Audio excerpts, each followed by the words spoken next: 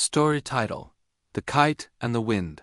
Story, English, approximately 1,200 words. On the edge of a small town, there lived an old man named Soren. Every afternoon, children would run across the fields flying kites of every color, and Soren would sit under a tree, watching them with quiet eyes. He used to fly kites too long ago with his son. But that was before the accident. His son, Aaron, had been everything to him: bright, fearless, always chasing the wind. One summer, they had gone kite flying near the cliffs. Aaron's laughter filled the sky, but a sudden gust of wind pulled the kite too far. As he ran to catch it, he slipped and never came back. Since that day, Soren never flew another kite. He stopped smiling, stopped talking to the neighbors, and lived in silence, haunted by the sound of the wind. Years passed. The town grew, children came and went, and the old man's hair turned silver. Yet every day, he still walked to the same hill, sitting under the same tree, staring at the same sky. One afternoon, a little girl approached him.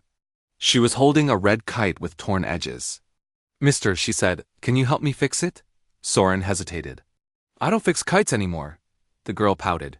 "But you used to, didn't you?" He looked at her, startled. "How do you know?" She grinned. "My grandma said you were the best kite flyer in town."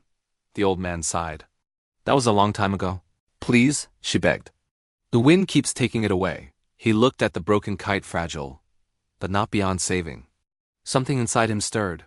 He nodded slowly. They sat together in the grass. His hands trembled as he tied the string, mended the paper, and straightened the wooden frame. "What's your name?" he asked. "Lena," she said proudly. "And I'm going to fly this kite higher than anyone." He smiled faintly. "You might lose it if you do." She shrugged. "Then I'll make another one." "That's what my mom says. Everything you lose teaches you something." Soren froze. Those were the same words he had once told his son. When the kite was ready, Lena ran down the hill, the red paper fluttering behind her. The wind caught it, lifting it higher and higher until it became a tiny spark against the blue. "Look!" she shouted. "It's flying!"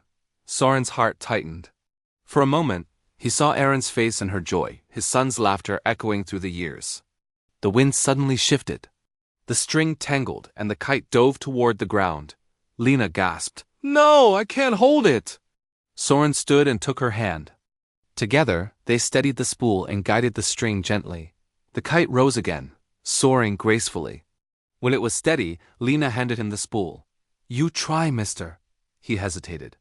It had been decades since he'd held one. "Go on," she urged. "You'll like it." He took the string. The wind pulled gently, and for the first time in years, he felt alive. The sky seemed wider, the air lighter. He laughed, a soft, broken sound, but real. As the kite danced above the clouds, Soren whispered, "Do you see it, Aaron? It's flying again." When the sun began to set, Lena said, "It's getting late. Can I leave the kite with you? You can fly it again tomorrow." Soren looked at her. "Are you sure?" She nodded. "I'll make another one. You keep this one for practice." He smiled. "Thank you, child." After she left, Soren stood on the hill until dusk. The wind blew gently, carrying the kite higher. Then slowly he let go of the string. He watched it drift away free, untethered, glowing red against the sunset. And as it disappeared, he felt something inside him finally loosen. He whispered into the wind, "Goodbye, my son." The next morning, villagers saw Soren sitting under the tree, peaceful, eyes closed. He had passed away in his sleep, a faint smile on his lips. In his hands they found a small note written in shaky handwriting. "I learned that letting go isn't losing. It's giving something back to the wind, trusting it will find its way home." Years later, on the same hill, children still flew their kites. Among them was Lena, now grown, holding a bright red one. Whenever someone asked her why she always let her kite go at sunset, she would smile and say, "Because someone once told me that the sky keeps what we love." And as the wind carried the kites upward, it seemed to whisper softly through the trees like an old man's laughter carried by time. Moral of the story: letting go is not the end, it's the beginning of peace. Sometimes we must release what we love to set both the past and ourselves free.